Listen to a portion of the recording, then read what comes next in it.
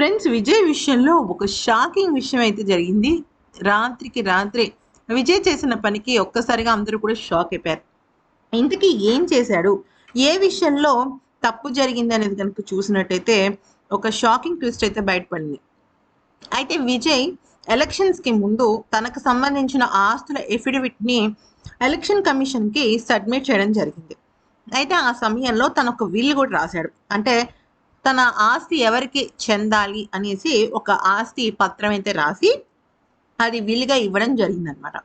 అయితే దానిలో తను ఏం రాశాడంటే, నా ఆస్తిని నేను 5 భాగాలుగా విభజిస్తున్నానని, ఒక భాగం నా తల్లిదండ్రులకి, ఒక భాగం నా పిల్లలిద్దరికీ, అంటే 2 భాగాలు నా పిల్లలిద్దరికీ, మిగిలిన భాగం నా భార్యకి, ఇంకొంచెం ఏదైతే ఉందో అంటే 5వ భాగం నాకు.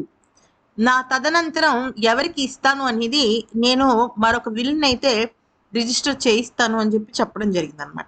అంటే అప్పటికి అంటే తన తదనంతరం తన తర్వాత ఎంతైతే ఆస్తి ఉంటుందో ఆ ఆస్తి మొత్తాన్ని 5 భాగాలుగా చేస్తాను అని చెప్పడం జరిగిందనమాట. అయితే ఇప్పుడు ఈ వీలునామాని ఇంకాస్త మార్చేశాడు విజయ్ మొత్తం.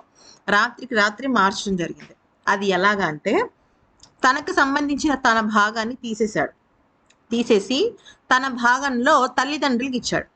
తల్లిదండ్రుల భాగాన్ని పూర్తిగా తన పిల్లలకే ఇవ్వడం జరిగింది. అంటే దివ్యాశాష అలాగే సంజయ్, జోసెఫ్ విజయ్ వీళ్ళ పేరు మీద రాయడం జరిగింది.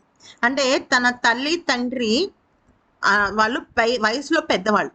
అందుకనే తనకు సంబంధించిన ఆస్తి ఏదైతే ఉందో అది మొత్తం తన తల్లిదండ్రులకి ఇచ్చేశాడు. తనకు సంబంధించి ఎటువంటి ఆస్తి పెట్టుకోలేదు.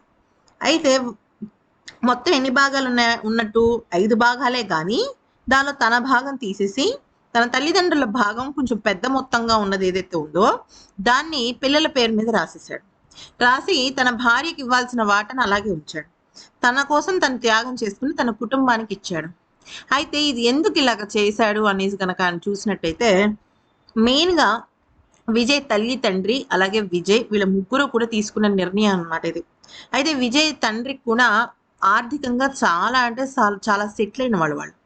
అయితే విజయ్ ఆస్తిని వాళ్ళు కోరుకోవటం లేదు. విజయ్ తన భార్యతో పిల్లలతో కలిసి ఉండాలని మాత్రమే కోరుకుంటున్నారు. ఈ నేపథ్యంలో ఇటువంటి ఆస్తి మాకు కాదు, నీ పిల్లలకే దక్కాలి, నీ వారసులు వాళ్ళు, అందుకనే నువ్వు 2 భాగాలని వాళ్ళకి పనిచేసాయి అని చెప్పడం జరిగిందనమాట. కానీ విజయ్కి తన తల్లిదండ్రుల మీద ఉన్న అపారమైన ప్రేమతో లేదు, నేను నా వాటాన్ని తీసి నా పిల్లలకి ఇచ్చేస్తాను, మీ వాటాన్ని నేను అలాగే ఉంచుతాను అని చెప్పేసి ఉంచడం జరిగింది. అయితే ఇక్కడ ఇంకొక మెయిన్ ప్యాటర్న్ ఏంటంటే తన తల్లిదండ్రుల తదనంతరం కూడా ఆ ఆస్తి వాటా మొత్తం తన భార్యకి కానీ తన పిల్లలకి కానీ వెళ్తుందన్నమాట. లేదంటే చెరుసగ భాగం కూడా వెళ్ళే అవకాశం ఉంటుందని కొన్ని క్లాజులు అయితే దానిలో ఏర్పాటు చేయడం జరిగింది. అయితే అందరూ ఏమనుకుంటున్నారు, విడాకులు ఆర్థిక పరమైన స్వేచ్ఛ ఇవ్వలేదు, ఫ్రీడమ్ ఇవ్వలేదు అని చెప్పేసి విజయ్ మీద రకరకాల రూమర్స్ వచ్చాయి. కానీ వాటన్నిటిని కూడా ఈ ఒక్క పత్రాలతో మొత్తం కొట్టి పడేశాడు అనమాట విజయ్. మరి ఈ వీడియో నచ్చితే లైక్ చేసి సబ్స్క్రైబ్ చేసుకోండి. Thanks for watching.